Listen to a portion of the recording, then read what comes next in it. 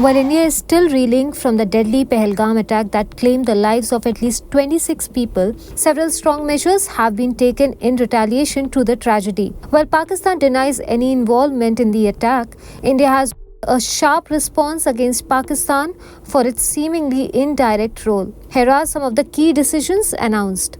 Suspension of the Indus Water Treaty.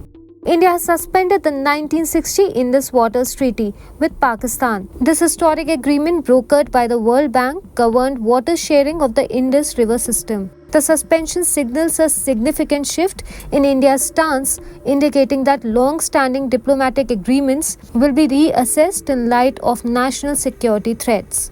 Closure of Atari-Wagah border trade. The integrated checkpost at Atari in Punjab, which facilitated trade and movement between India and Pakistan, has been shut with immediate effect. This is expected to impact cross-border commerce and reflects a freeze in bilateral ties.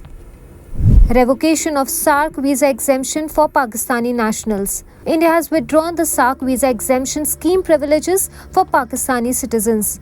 All existing visa holders under the scheme have been asked to leave the country within 48 hours. This effectively cancels a major regional travel arrangement.